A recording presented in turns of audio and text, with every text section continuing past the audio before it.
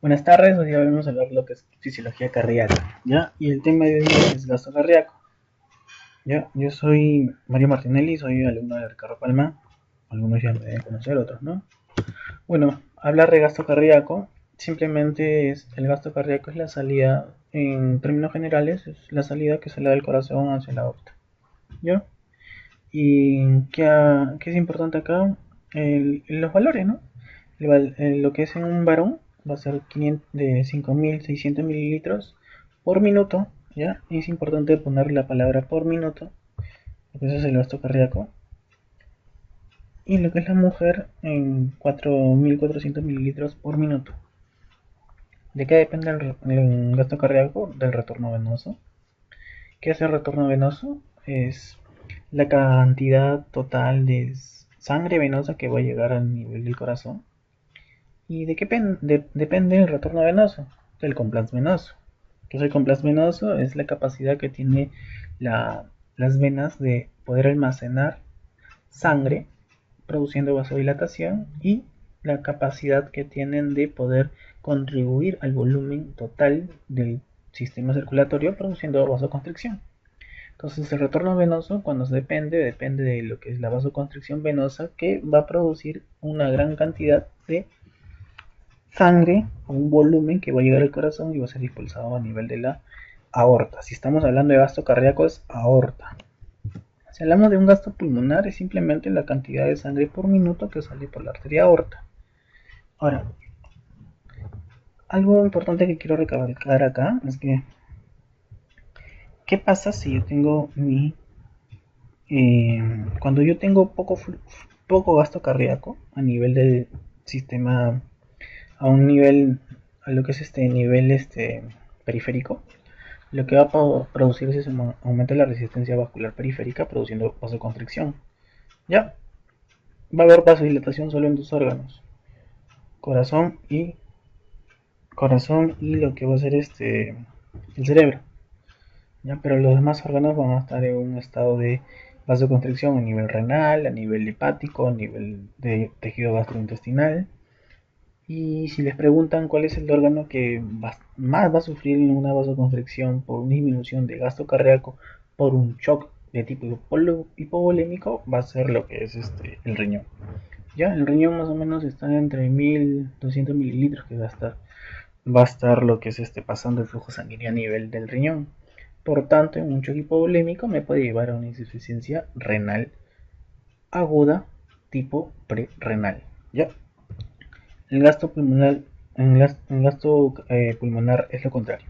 Si yo tengo poco flujo, lo que voy a producir es una vasodilatación. ¿Para qué?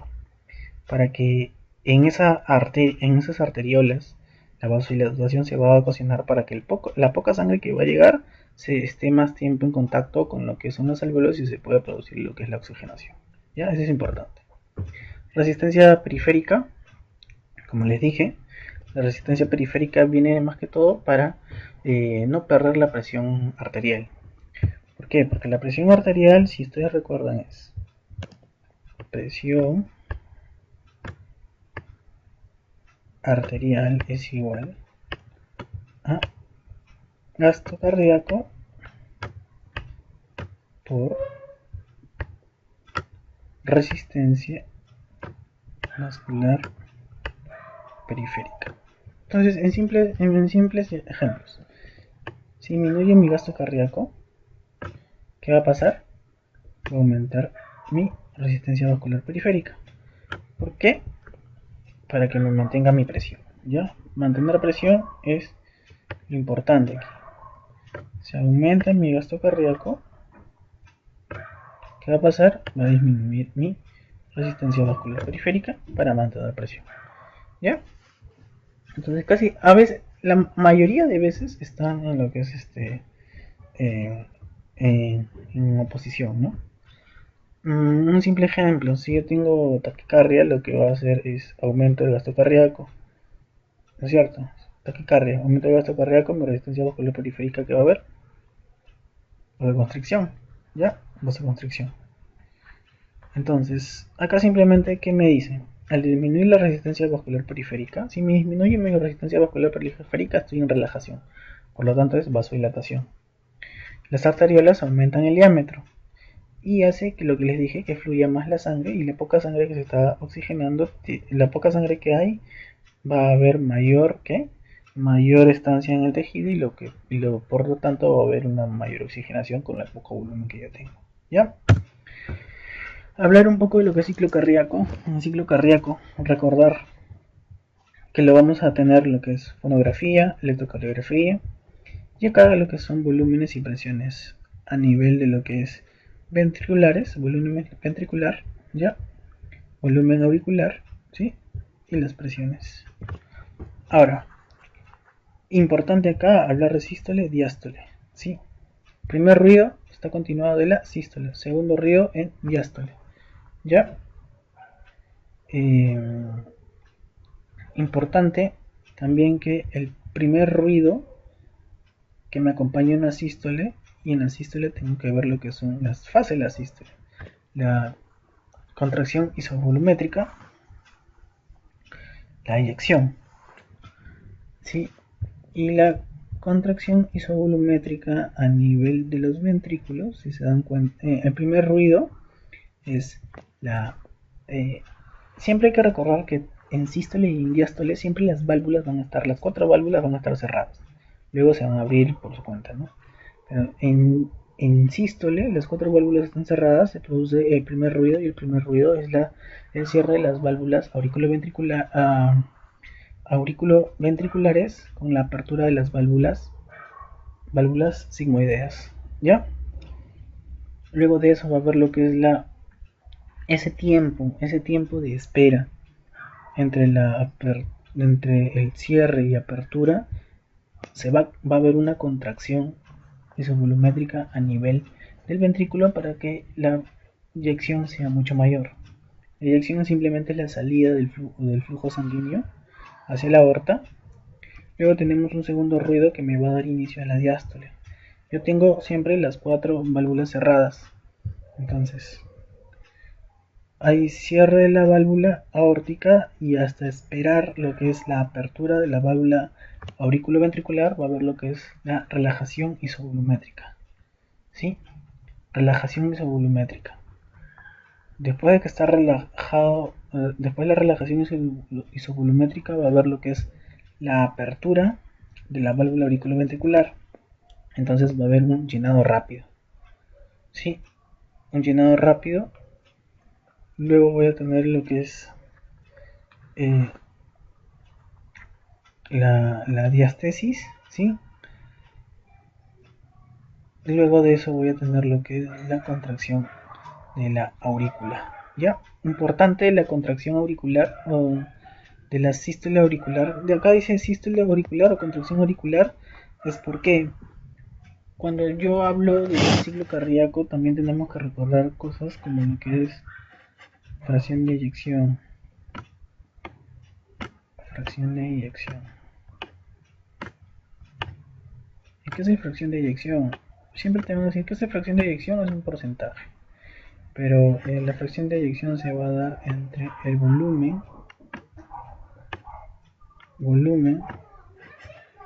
diastólico menos el sistólico entre el volumen diastólico. ¿Ya? Siempre la terminación telediastólico, telesistólico, porque es al final. ¿Ya? La fracción de eyección normal siempre se dice que es 70%, pero se ve que un corazón trabaja normal cuando cuando es mayor de un 50%, trabaja normal el corazón. ¿Qué es lo que pasa?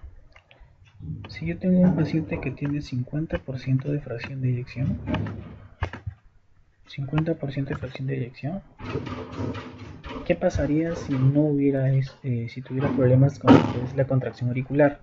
La contracción auricular me da entre un 12 a 20%, de un 12 a 20% de lo que viene a ser de un 12 a 20% de lo que viene a ser de la fracción de eyección.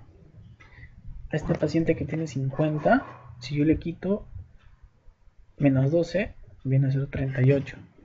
Está menos de 40, ya tiene una insuficiencia cardíaca. ¿Ya? insuficiencia cardíaca. Ese es el problema. Paciente normal que con 50% de eyección, de fracción de eyección trabaja y vive normal, tiene un problema a nivel de la contracción auricular, le bajo ese porcentaje y insuficiencia cardíaca. ¿Ya? Eso es lo importante entonces acá.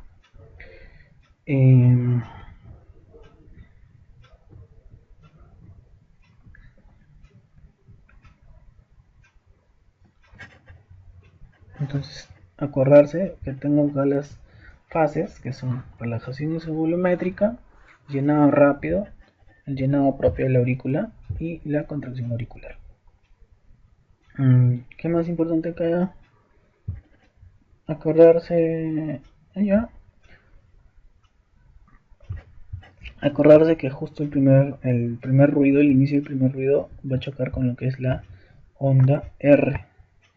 Acordarse que la onda R es la contracción, es el estímulo a nivel de las paredes libres de la ventrícula. Y justo va a haber lo que es la contracción. Si estimula el ventrículo hay contracción, y lo que va a haber una contracción isovolumétrica y una mayor eyección. ¿Ya? Mientras que la relajación más o menos está con lo que es el término de la onda T. Acuérdate que la onda T es el estado de hiperplavidad. Y la onda P, ¿ya? La onda P más o menos cae con lo que es el llenado auricular, ¿ya? Llenado auricular. Bueno, eso lo leen, es importante también. Diástole, siempre acordarse que en sístole, en diástole, las 4 válvulas están cerradas. ¿Ya? ¿Por qué? Porque esperar hasta que se válvula la siguiente válvula, va a haber lo que es la relajación y contracción isovolumétrica, ¿sí? Estamos hablando de diástole, es las 4 válvulas cerradas y la contracción y la relajación isovolumétrica hasta que se abra la válvula auriculoventricular. ¿Ya? Fase de llenado, la diastesis como se había visto, simplemente la apertura de la válvula auriculoventricular y aumenta la presión ventricular. ¿Por qué? Por el volumen que va a llegar. Y finaliza con el cierre. La sístole, lo mismo, 4 válvulas están cerradas hasta la apertura de la válvula sigmoidea. Lo que me va en ese periodo va a estar lo que es la contracción isovolumétrica, y lo que me va a dar una mayor eyección.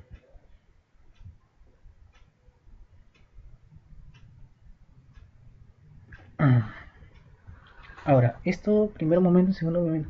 La fase de expulsión. ¿Cómo es la fase de expulsión? Se abre la válvula sigmoidea, se hace el vacío ventricular y finaliza con la presión ventricular.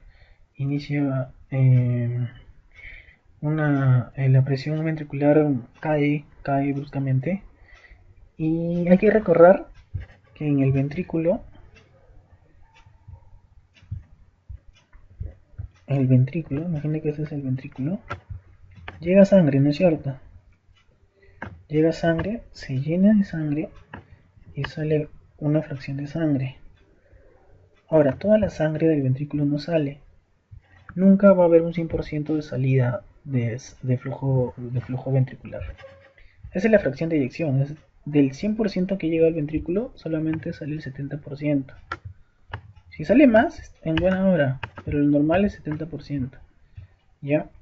Entonces, el problema es cuando sea menos de 50. Si es menos de 50, estoy en un problema ya de insuficiencia cardíaca. ¿Ya? Acá, como habla, primer momento la expansión es máxima y se produce 70% del vaciado, lo que conlleva lo que es la fracción de eyección, y un segundo momento la expansión es mínima, se produce el 30% del vaciado ventricular. ¿Ya? Entonces, de esa manera ya me estaría botando lo que es el 100% casi, ¿no? Primer momento 70% y segundo momento y el 30%, ¿no? Nunca me va a botar el 100% en primera instancia. ¿Ya? Nunca me bota en primera instancia. Acá finalizado con el cierre de la válvula sigmoidea. Los ruidos cardíacos, ya hablamos. El primer ruido es cierre de la válvula auriculoventricular. Segundo ruido es cierre de las sigmoideas. Hablan de acá de lo que son silencios. Son pequeños silencios.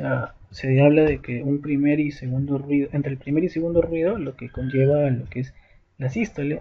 mientras que un gran silencio entre lo que es el segundo hasta la aparición del primer ruido que viene la diástole, ¿no? Se habla siempre de un tercer ruido que puede ser fisiológico o patológico, fisiológico en gestantes, en niños, por el aumento de presión, ¿ya? Como una gestante hay una gran presión, por lo tanto el retorno venoso va a ser mayor y siempre se asocia a lo que es el llenado rápido, ¿ya? Porque hay tanta presión que va a llegar tan rápido a las paredes chocando y produciendo el sonido. ¿Ya? También se habla de un tercer sonido en lo que es insuficiencia cardíaca, ya, porque ahí va a estar aumentada la presión y también se habla de un tercer sonido en lo que está taponamiento cardíaco y pericarditis. ¿Ya? Tercer ruido fisiológico se vincula con lo que ya dije, la distensión ventricular por el llenado rápido. Y siempre cuando hablamos de un cuarto ruido, acuérdense que siempre es patológico, ¿ya? Cuarto ruido sí siempre es patológico. Ya hablando ahora sí de lo que es gasto cardíaco va a estar dada por la fórmula gasto cardíaco es igual a volumen sistólico por frecuencia cardíaca. Volumen sistólico depende de la precarga, contractibilidad y la poscarga, mientras que la frecuencia cardíaca depende del tejido de conducción del nodo sinoauricular, lo que me va a dar la frecuencia cardíaca entre 90 y 100 latidos por minuto, que es lo normal. Valores promedios, ya les dije, entre 5.6 litros es en el hombre y 4.4 litros es en la mujer. Pero acá porque yo pongo un adulto expulsa 5 litros por minuto y un joven 20 litros por minuto y un joven atleta 30 litros por minuto. Te pueden preguntar, siempre te van a decir que un joven atleta va a botar mucho más que una persona normal, ¿no? O sea, va a tener un gasto cardíaco mayor. Por tanto, tener un gasto cardíaco mayor va a producir una bradicardia. Que el flujo debe disminuir un poco. Ahora, ¿qué pasa acá? El problema es que seas adulto, seas niño, seas atleta, seas en Marte, en la Luna, en China, donde sea, en reposo tú debes de botar tus 5 litros. El problema es cuando tú estás haciendo ejercicio, cuando estás haciendo actividad. Lo normal de un joven es que bote 20 litros por minuto y de un atleta de 30 a 40 litros por minuto. Pero en actividad, seas quien seas, si estás en reposo son 5 litros por minuto. Los factores que modifican gasto cardíaco, frecuencia cardíaca y volumen sistólico. Simple. Frecuencia cardíaca. ¿De quién depende la frecuencia cardíaca? Del sistema de conducción, nodo sinoauricular. ¿Ya? Y voy a tener lo que es cronotropismo positivo y negativo. Cronotropismo positivo, simplemente el simpático. Estimula las células beta, haciendo que haya una mayor actividad de la frecuencia cardíaca, ¿sí? Y acá va a estar la liberación de noradrenalina. Causas: pérdida sanguínea, deshidratación, simplemente porque hay disminución de volumen. Al ver una disminución de volumen, debo de aumentar mi gasto cardíaco. ¿Cómo lo aumento? Taquicardia. Anemias: acá mi volumen va a estar normal, pero el problema es que tengo poca cantidad de glóbulos rojos. Entonces, taquicardia para que esos glóbulos rojos circulen más rápido. Frío y dolor me estimulan el simpático. Acá hablamos de lo que es el cronotropismo y estamos hablando del reflejo de Bainbridge. ¿Cuál es el reflejo de Bainbridge? Que si yo distiendo el seno de la pared de la aurícula derecha, voy a estimular el seno auricular, me va a producir un aumento de 10 a 15% de frecuencia cardíaca. ¿Ya? Frecuencia cardíaca de 10 a 15%. Simplemente es eso. Cronotropismo negativo está dado por el vago, el sistema parasimpático. Lo que va a estimular es la acetilcolina y lo que me va a producir es a nivel de los receptores muscarínicos, me va a producir lo que es una disminución de la frecuencia cardíaca, pudiéndome llevar a una bradicardia. Acá es importante el potasio. Porque es importante el potasio porque es lo que me va a hiperpolarizar a la membrana.